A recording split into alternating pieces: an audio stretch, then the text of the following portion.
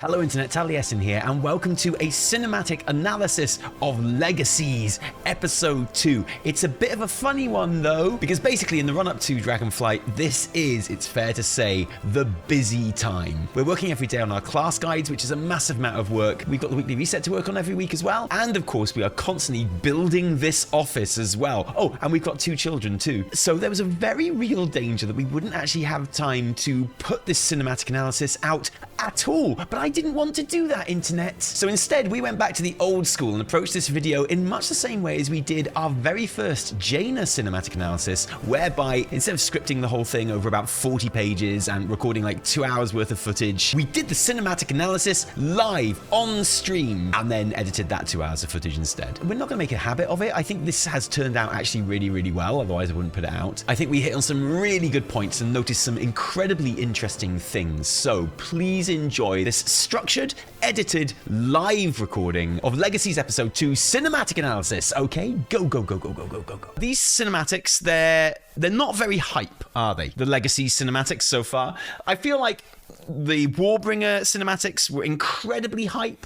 I feel like the Shadowlands cinematics are pretty hype as well. These ones aren't so hype. They're really interesting if you're a Warcraft fan. They're really interesting to see these important events play out and what have you. But from a kind of like getting excited about them kind of way, they're pretty mid, really. That's not really a criticism, it's just like an observation. There's no like Jaina equivalent, no Illidan equivalent to these cinematics. There's no like Arthas and Uther equivalent to these cinematics. Maybe that'll be week 3. But I do really like them, and I love what this new cinematic has given us. Now, for me, from like a WoW kind of lore dude point of view, they're super interesting, and I love them. Seeing Nozdormu do Ghost of Christmas Past and take Emberthal through these important events, we saw literally the fighting of Galakrond and the creation of the dragon aspects last week. We see Neltharian turn into Deathwing and turn on his kin, his brethren, and then get defeated. Like things we've only like read about in the books before now, we are seeing in these cinematics, which appear in game. They're finally making them in game as well. That's pretty cool. And of course, there are some tantalizing little things under the surface as well. If you are playing the role of Emberthal as well, right? And you know, you don't know about these events and you're hearing about them for the first time. So if you're a new player as well, I bet, they're super interesting as well. And they are beautiful. Although Evitel was saying this morning over breakfast that, you know, she misses the old art style. The new art style of these cinematics is very much softer. It's a bit more colorful.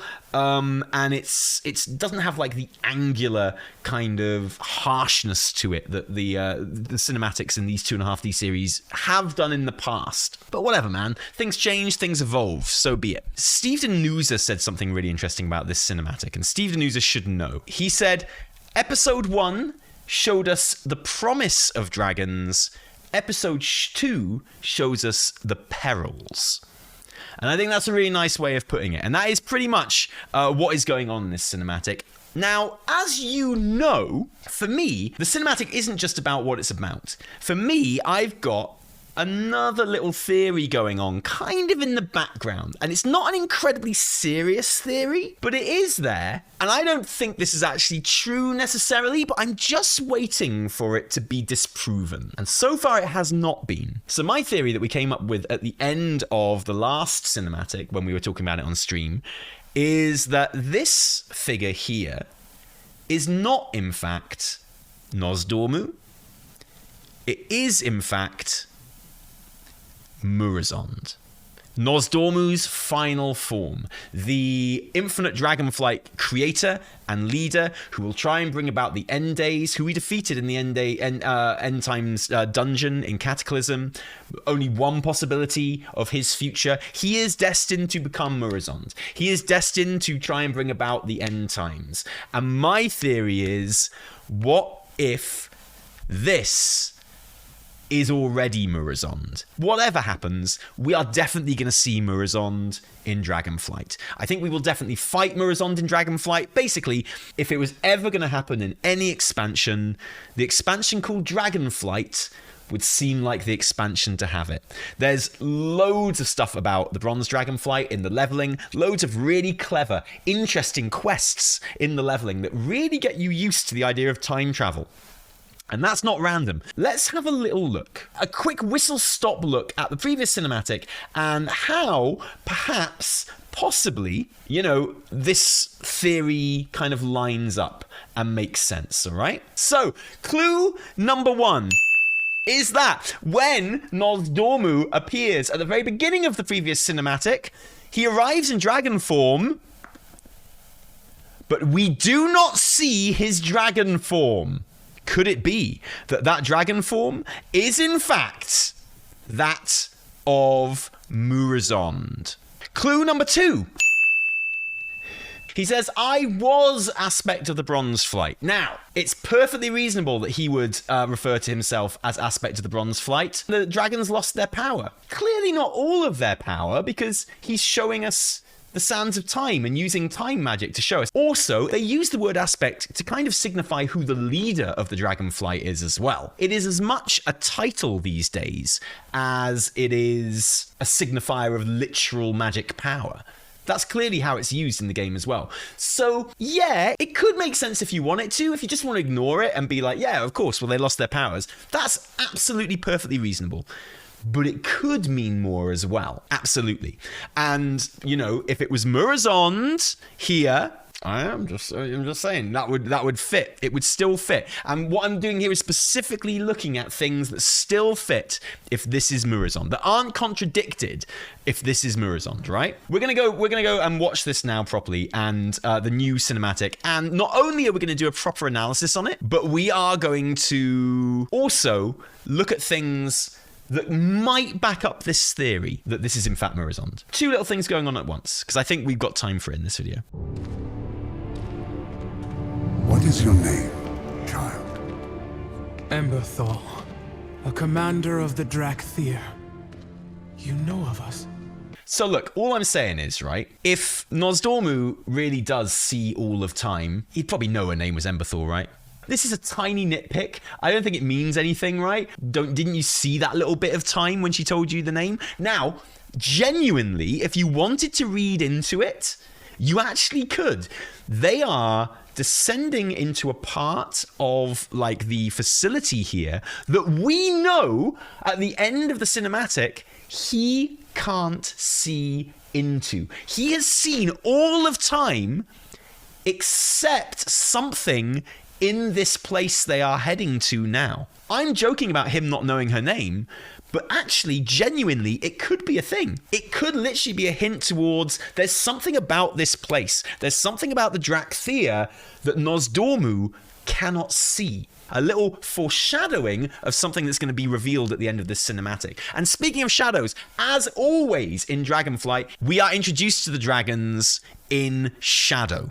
We were introduced to Nozdormu in shadow at the beginning of the last cinematic. We were introduced to the dragon aspects at the beginning of the Dragonflight cinematic trailer in shadow through the clouds. And here we are introduced to characters who we've already met, but who we're seeing again for the first time now in shadow. It's just like a thing that Dragonflight does.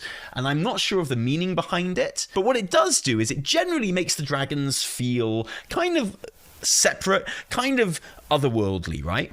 You are a race of fierce warriors, unlike anything Azeroth has seen in many an age. I mean, that is totally rubbing it in, isn't it? When he says you were a race of fierce warriors, like, again, you half expect to turn around and be like, mate, we can only be Evoker.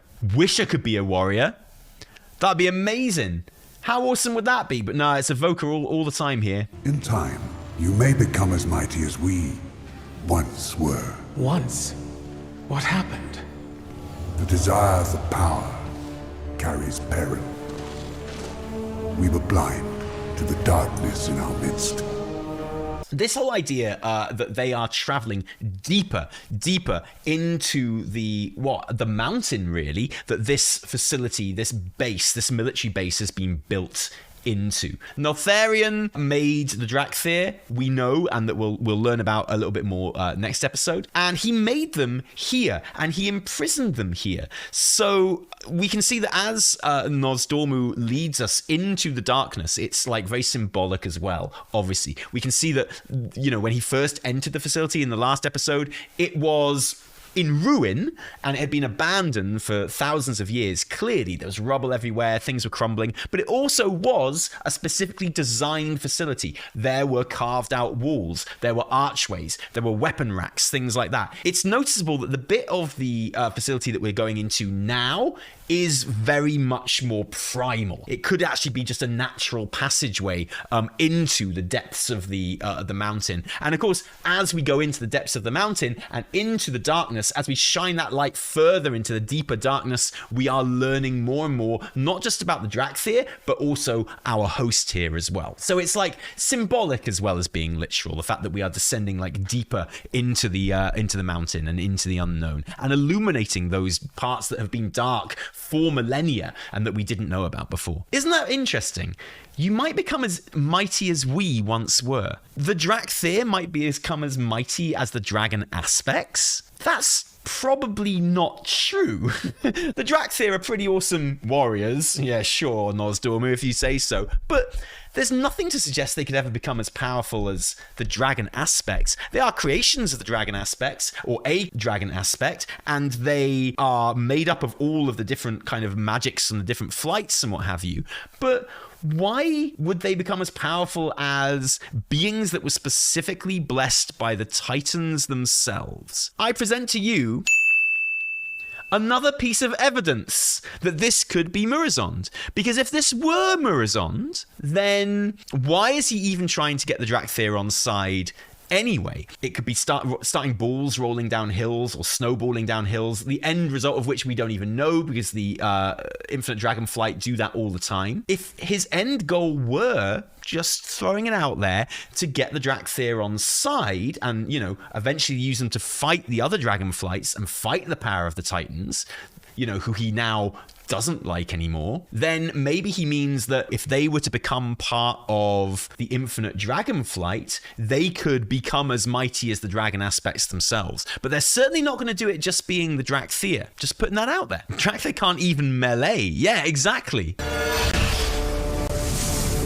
And once again, we are shown that it is very much like Nozdormu creating these images that we see here. This is not literal time travel that we're seeing here. Don't forget that. We are seeing a recreation of sorts. This is very much like Ghost of Christmas Past. Shadows, echoes of the past rather than the actual literal past. Behold, the Dragon Isles.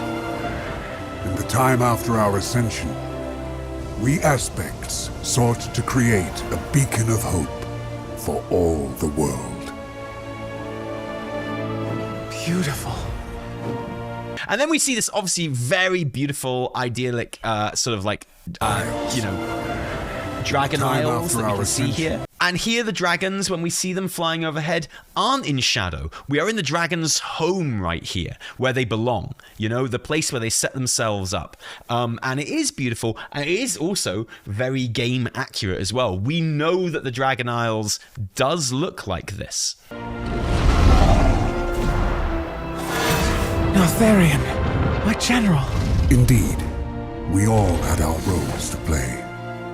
So we see that little flashback there to the first episode and her very hazy memories. We know that these memories are coming back now, partly with Nozdormu's help, seeing the past and what have you. And even here, in the light and glory of the Dragon Isles, like, let's be real, Neltharian looks a little bit sus, doesn't he? We've already established, in my mind, that what we're seeing is Nozdormu's memories of these things as much as anything. Could this be another example, like, in my opinion, the granting of the aspect's power was, you know, where he saw it as like this very over-the-top amazing religious experience, because that's how he saw it, and that kind of hinted that this isn't a completely neutral or trustworthy narrator, and at the very least, you know, there is an opinion mixed in here somewhere.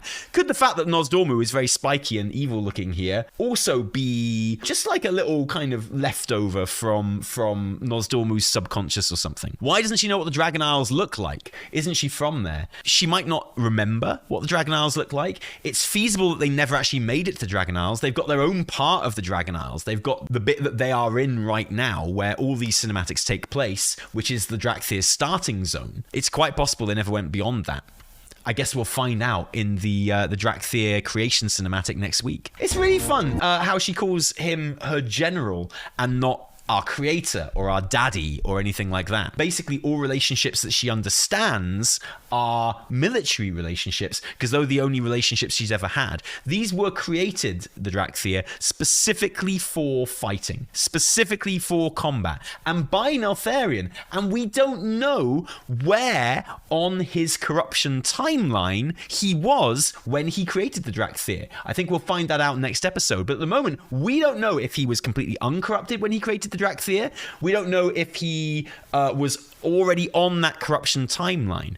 And that is not an unimportant question to ask, because he created the Dracthyr from the aspects and from the power of the aspects. Now, is it not impossible to imagine that if he was already corrupted when he did that, that the black dragonflight power that was used to create the Dracthyr, wouldn't it therefore follow that there is a little bit of corruption in every single Dracthyr? It's not impossible that if he was already suffering from corruption at that point when the Dracthyr were created, that there is a lingering kind of inheritance that the Dracthyr have. That could be a very important part of the Dracthyr's story going forward in Dragonflight. That could refer to the important choice that they're going to have to make that Nozdormu refers to in the first cinematic. And also, if we are playing our Murazond game here, it could be another reason why Murazond could see the Dracthyr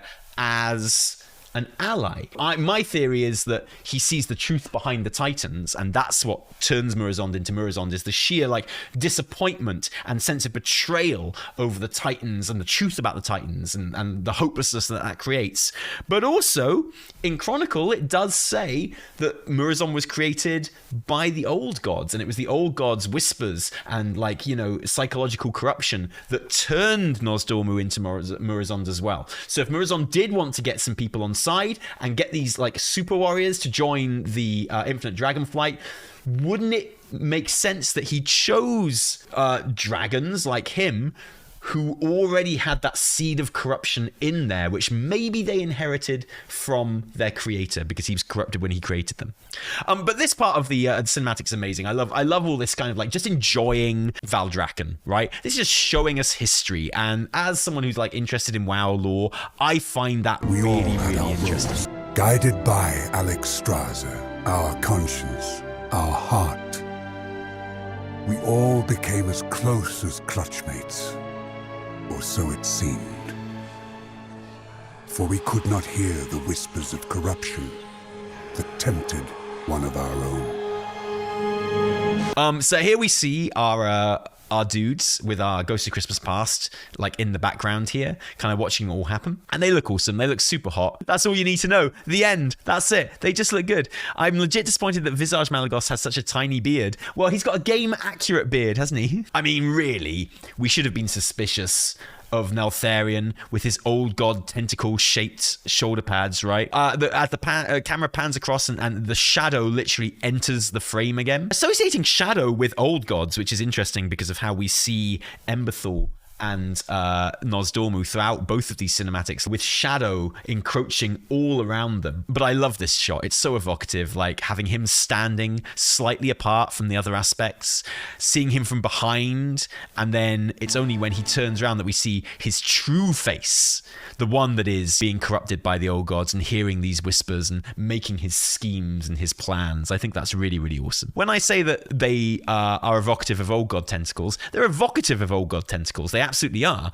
They are literally his horns, yes, but they're very evocative of something else. So very cool that those whispers of corruption they're inside him, to the extent that, there is no safer place for the dragon aspects on Azeroth than here in their tower in Vall-drakken, right? This is where we see them hanging out, all the way through Dragonflight and stuff in gameplay terms. And those whispers are even reaching him here. When demons invaded our world, we aspects went forth to protect it as we always had. Not knowing whether we would ever again see the shores of home.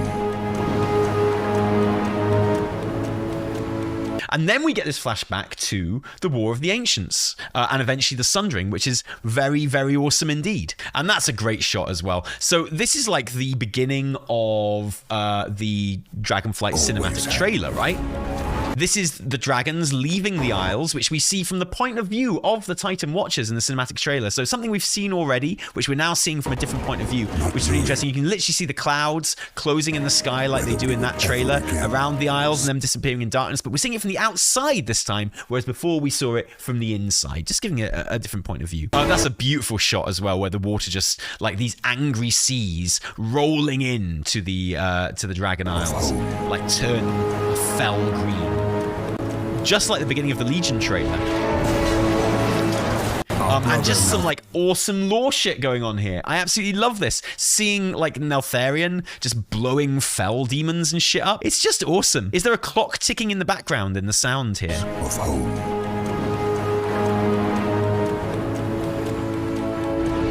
There is. Holy shit, good catch. Yeah, there is. In the soundtrack there, underneath that bit, there is a very quick ticking of a clock. A ticking time bomb, no less. Yeah. Our brother Neltharian led our defense against the invaders. But for the first time, we found our strength inadequate.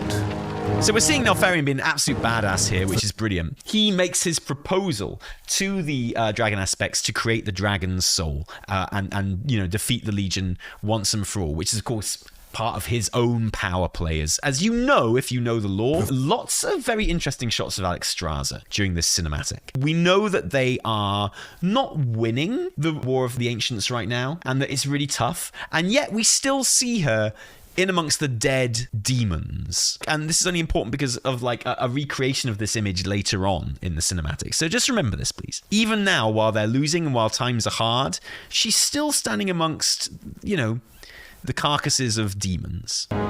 So when Neltharian assured us that with our help he could forge a weapon to win the war, we placed our trust in him.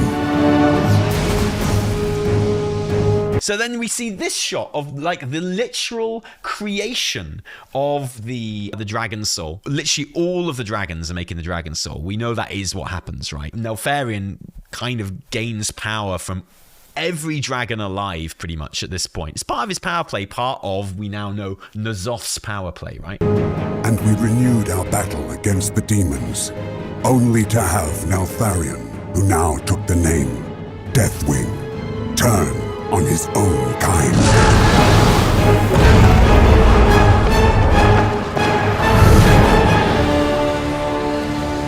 Here we see a Neltharian from behind again, this time in his dragon form, and again, this time when he turns around, we will see his true face, but also it won't be just us, the audience, seeing his true face like we did in the corruption image earlier. It will be all of his brothers and sisters and kin and fellow dragon aspects and, you know, family. This time when he turns around, he's showing his true face to everyone. This is the moment when he literally turns against the other dragon aspects, and now everyone is seeing his true face, and it bads. We could not foresee this betrayal, for we simply did not want to believe. Even after all this time, the pain of his treachery is far worse than the scars he left us with. That is not the leader I remember. The music is the End Times dungeon music. Is that correct? We could not foresee this betrayal. All right, Nozdormu. Really? You know, Nozdormu, for someone who is destined and fated to see all of time, you miss a lot of it, don't you? Just saying. Didn't see that one coming, did you, Nozdormu? We're joking, but don't you remember what I said at the beginning of this cinematic? Doesn't it suggest, in all seriousness here, Neltharian, Deathwing, does have the power to keep stuff from Nozdormu? That's why I'm telling you, this heart of the mountain where Neltharian chose to make the Dracthyr hides something that Nozdormu cannot see. Neltharian has the ability to stop Nozdormu seeing things. He did not foresee Neltharian's betrayal. Now, is that an old god trick? Because if it is an old god trick, it would help explain how the old gods managed to trick Nozdormu and turn him into Murazond. You know, is that an old god thing? that they can, because they see all possibilities at once, because they don't belong to any timeline really. Is it possible that Nozdormu has a blind spot for old god stuff? He's certainly got a blind spot for certain Deathwing stuff. I'm just saying. Some just brilliant, beautiful images of like classic WoW moments in these cinematics, which, you know, don't have to be meaningful or have any deeper reference or meaning or anything like that. Sometimes it's okay just to have a picture of Deathwing looking awesome, right? And you can see the pain on his face. I love this shot of his face here. This time. Like, there's genuine sadness at the fall of his kin here. To corruption. Now, obviously, there's the sadness, like, I'm sad that this person I loved betrayed us. Could there be an element of, this is also my fate? Is there also an element of, like, recognition of his own future in Deathwing? That's a look of sadness, yes, for Neltharian and what they've lost. But could there be the ticking time bomb of, I know that the same thing is essentially going to happen to me? Chronicle says that it's the old gods that turn Nozdormu into Murozond. Nozdormu must know that in some level, in some way. And is he like looking at Neltharian going, I mean, that's going to be me. I'm going to turn into an old god corrupted aspect, just like this. This shot of Alexstrasza, again, strewn with bodies all over, but this time those bodies are of dragons. Now, we never worked out who this particular dragon was. Tyrannostraz, Coriastraz, yeah. Here's the thing. None of those characters that we're talking about die to Deathwing in the moment portrayed where he turns in the War of the Ancients. Doesn't Tyrannostraz dies in like the Second War or something? Don't forget, this is Nozdormu showing us this stuff. We've seen him mash things together before. We saw Galakron arrive in the first cinematic and like instantly the dragon aspects just go, yeah, cool, and go out and fight Galakron. We know he is editing this to present it to Emberthal, right? So this could easily be one of those characters that you're talking about, but just being shown in a kind of a presentation, right? Look at the pain that Alexstrasza went through. Look at the pain that Deathwing caused her and us. Look how bad he was. Like, he skipped loads of stuff in the fight with Galakron, and like naturally, right? And it could also be no one in particular, but I wouldn't rule out it being any of those characters that we've brought up in the past, because it doesn't need to be exactly in sync in a canon progression kind of way, right? He left us with. Is the point I'm making. It doesn't have to be a direct showing of the timelines, because it hasn't been in the past. Now, this is so interesting. That is not the leader I remember. How do I know it was not you who provoked him? You missed much during your confinement, but the sands of time reveal all truths, child, even bitter ones.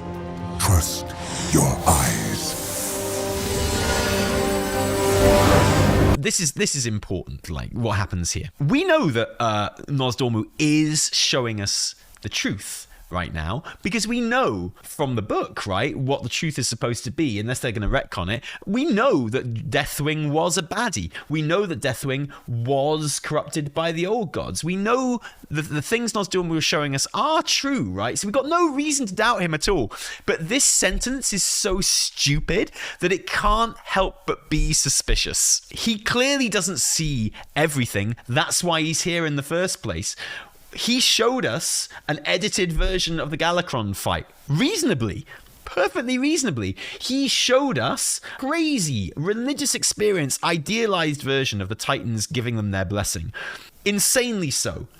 And in a way that the cinematic is definitely making us think, well, that's a bit over the top. He's already shown us how, you know, he is showing us things. It's not necessarily the complete truth. Even if you're showing real events, the way you put them together can show things that aren't the complete truth. Like this sentence that he says here is so kind of weird and out of place that I can only think that it has to be intentional from the cinematic. There is not a single person who watched this cinematic whose ears didn't prick up when he said that and go, hang on, like these two cinematics have prepared us to hear that and go, hang on, what? And what do they say about the old gods, of course?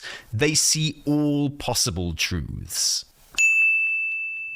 And trust your eyes? Seriously? Trust your eyes? Really? Trust your eyes as I literally swirl some magic around to create images for you to see. Trust your eyes? All eyes shall be opened. Yeah, exactly. I know, man. Like, I can't be the only one who finds that incredibly suspicious without even really knowing why. But it's so sus that it can only be intentional. His whole thing of like, I am creating images for you. Wait, are you telling the truth? Dude, just trust your eyes. Like, it's like if a magician came along and was showing you a card trick and was like, your card has disappeared. Wow, did it really disappear?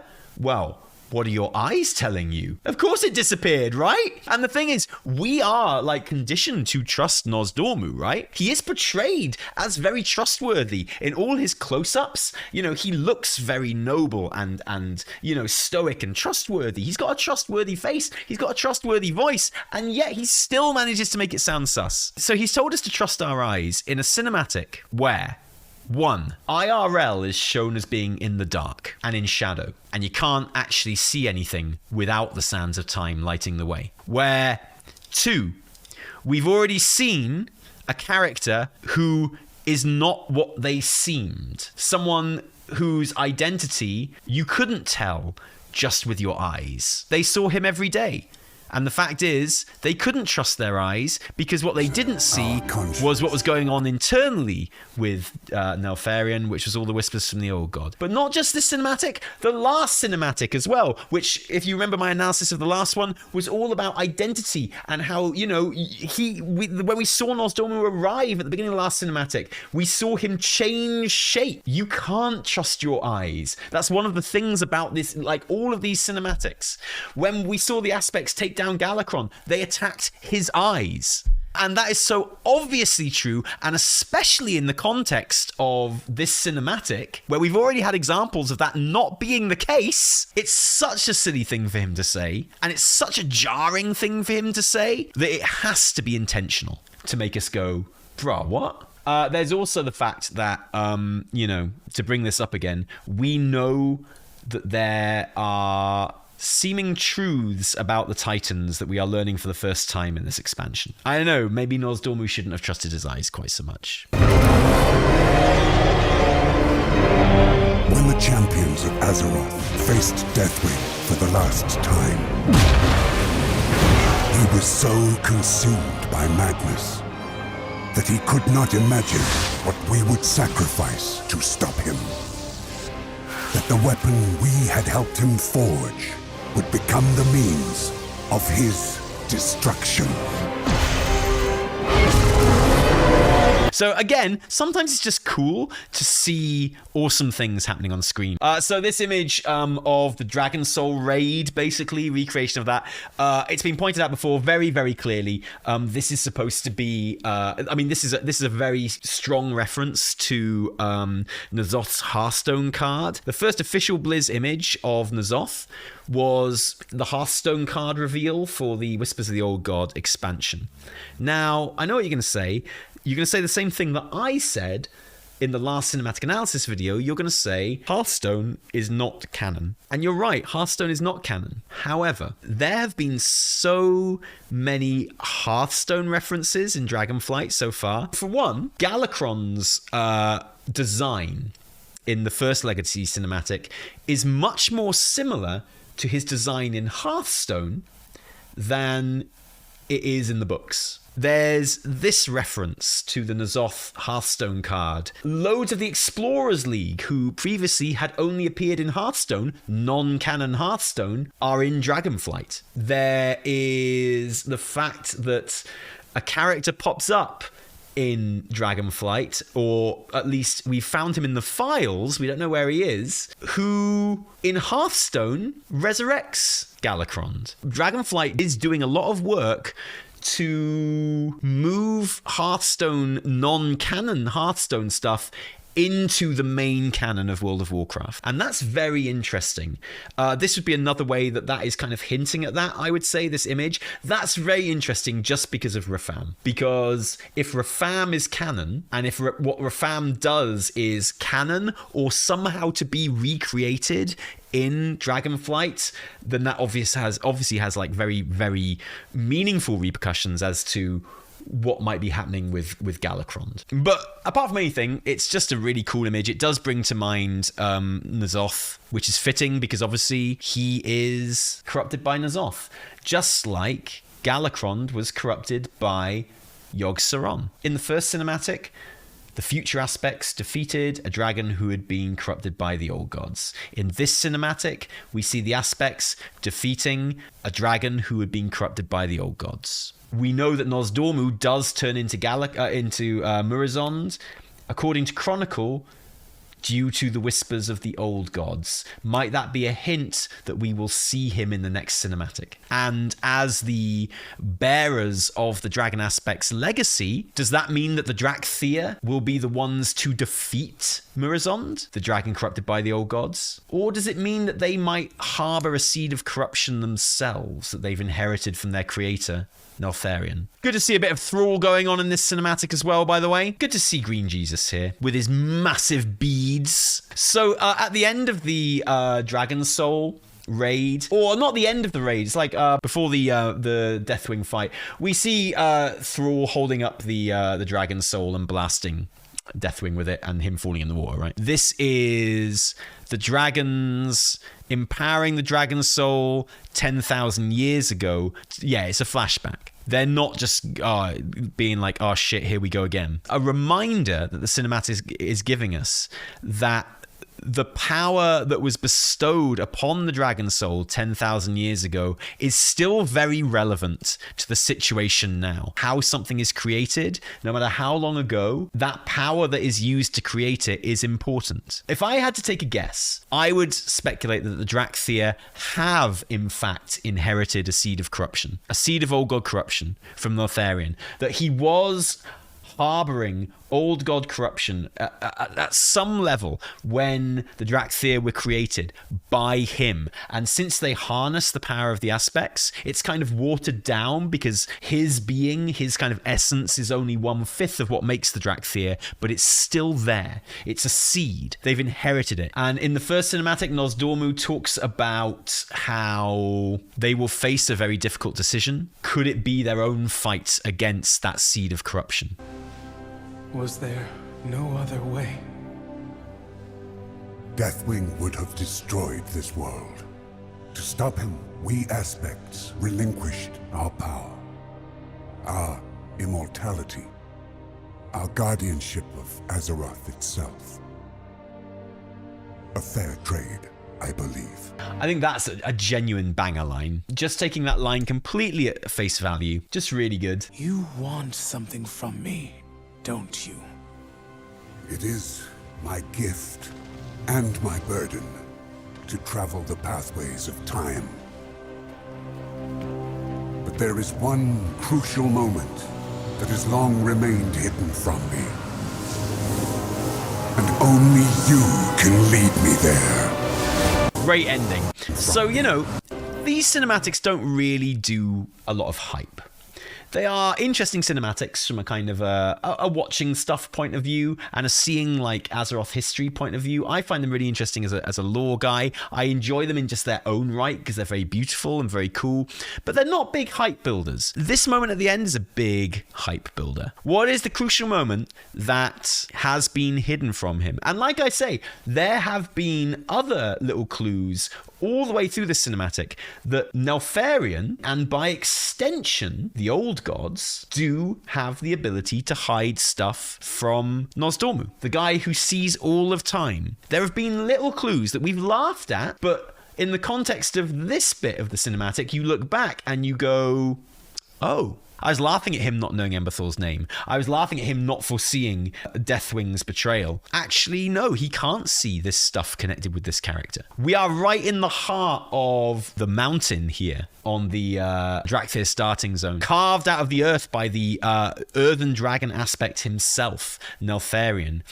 you suspect specifically to hide it from Nozdormu. And there we find this, what looks like a kind of a mausoleum. It kind of is. It's the Dracthyr starting zone, and it's where, the Dracthyr kind of wake up, and where they've been confinement. Thank you. We see them escaping from there at the beginning of the Dracthyr starting zone. So no, this is not the Ruby Life pools, although I can see why you'd think that. It's kind of similar in a way. This was created specifically by Neltharian, and in secret, I think. I think we will probably find out in the next episode that the Aspects did not know about the Dracthyr. There is something here that Nozdormu has not seen. Maybe it is the creation of the Dracthyr. Maybe he needs to know if the Dracthyr are carrying that seed of old god corruption that their creator, Neltharian, carried.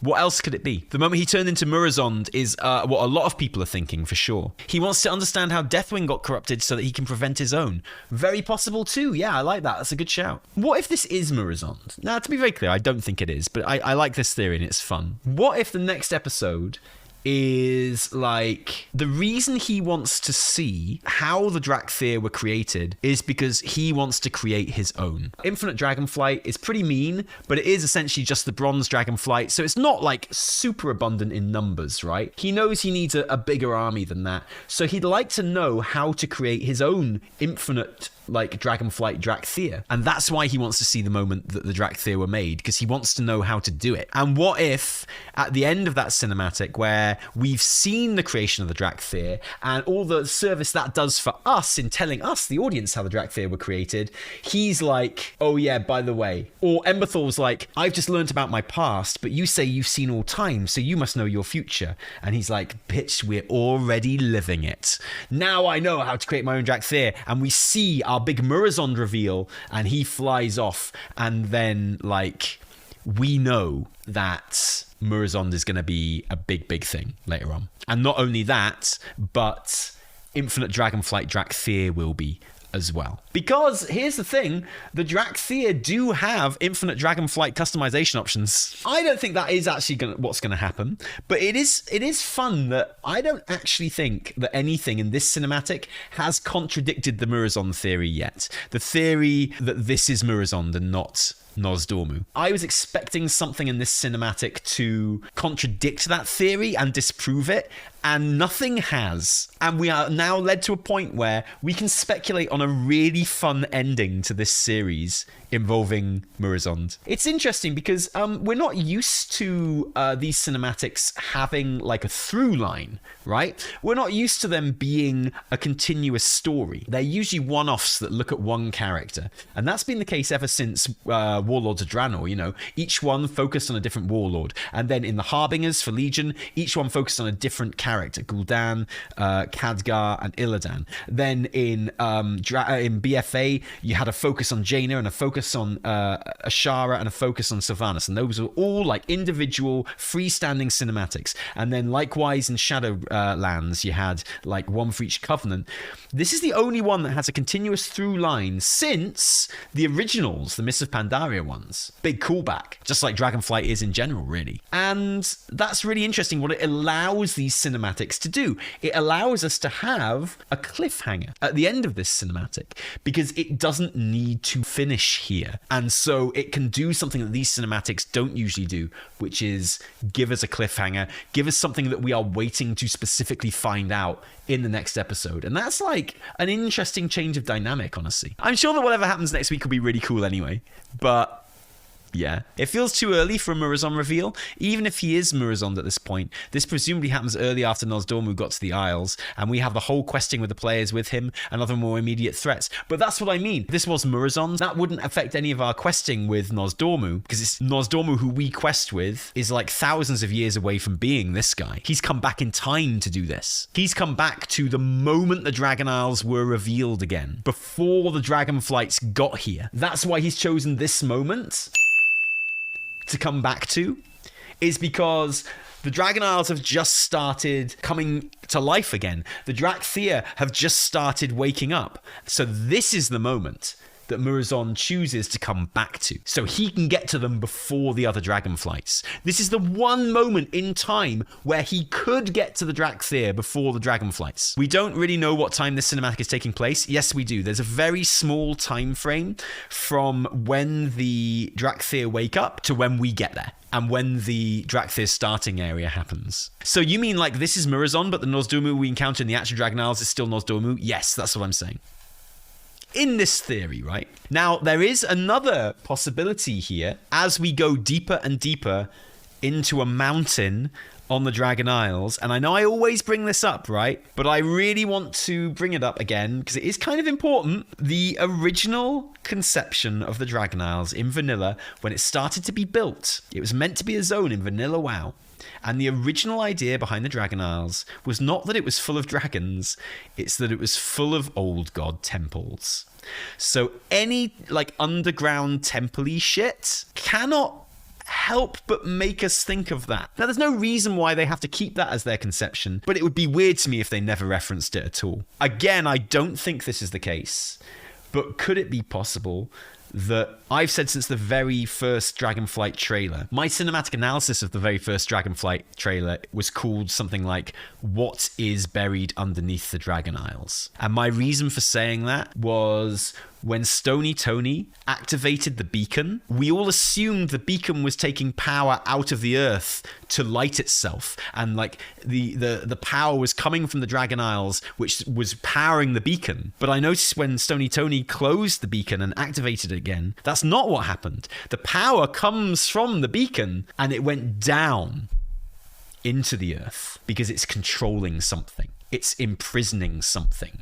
It is confining something. And knowing that it looks for certain at this point that we are going underground in the Dragon Isles in 10.1 doesn't exactly disprove my little theory, does it? This constant delving into areas when even Nozdormu can't see because Neltharian, for some reason, seems to have some power to stop him seeing that stuff, which means deep underground is, you know, he's the aspect of the earth. Deathwing, that's his domain. These cinematics aren't the only old god references. The books from Alderman, good shout, yeah, absolutely. Which it feels like they're all of one thing because they came out at pretty much the same time. Of course, there are no old gods in Dragonflight. That's just very silly. Which is so weird, though, isn't it? Tally, if Deathwing created the Dracthyr in secret, why do you think did he create the Dracthyr from all aspects? Very interesting that twice they show us all of the dragons adding their power to the Dragonstone. They show us this twice. It's obviously very important. They're like, hey, the dragons added all their power to the Dragonstone. Oh, by the way, I don't know if you remember, the dragons added all their power to the Dragonstone. So there's a stone which has been given to Deathwing, which has power from all the Dragonflights in it. Yeah, I wonder how he created the Dracthyr in secret. The race that he created that has power from all the Dragonflights in it. I wonder how he did that. We don't know where on the timeline it was, so that is, you know. This is all stuff that we're going to find out in the next cinematic. We've only got a few days to actually kind of have fun with this, because we'll find out in the next cinematic. And will the next cinematic have, like, a massive surprise, like, Murazond-style size reveal in it? I find it unlikely, given how these cinematics have gone so far. But it's not impossible, of course. And it would be super fun if it did. Whereas I don't think these cinematics are very hype, I do think they do a great job of showing you, I mean, they're beautiful, and they do show you some really cool stuff from, like, you know, the past of WoW and stuff, and what have you. And, you know, the creation of the Dracthyr will be new stuff in a way that Galakrond and Rise of the Aspects and Deathwing isn't. So that's going to be interesting in itself. But there is space for a massive kind of twist, surprise reveal there. And I hope there is. My enjoyment of these cinematics isn't conditional on that being the case, but it would be really cool. What did Steve Danusa say again? Episode 1 showed the promise of the dragons. Episode 2 showed us the peril. Promise, perils, potential. Promise, perils, progeny. We're talking about the children of Neltharian here, right? Promise, perils, progeny. That's what I'm going for. I was hype at the end of this one because I assumed the moment Noz meant was when he learns info that turns him into Murozond. Yeah, whether he learns the info that he's like, oh my god, and turns into Murozond, or whether he does learn the thing that turns him into Murozond. It's really interesting. The bets are now officially open. Is Nozdormu Murozond? I'll give you 99 to 1 that he is. And that is the end of my cinematic analysis. I promise the next cinematic analysis will be a proper scripted video. I just don't have the time at the moment. I'm so sorry. There's so much else going on with class guides and weekly reset. Okay, I can hear my boy crying for his daddy, and dinner is ready. So I'm going to have to go. Thank you for joining me for the cinematic analysis today. I'm going to go and hug my boy, but really, I'll be thinking about hugging you. Bye-bye.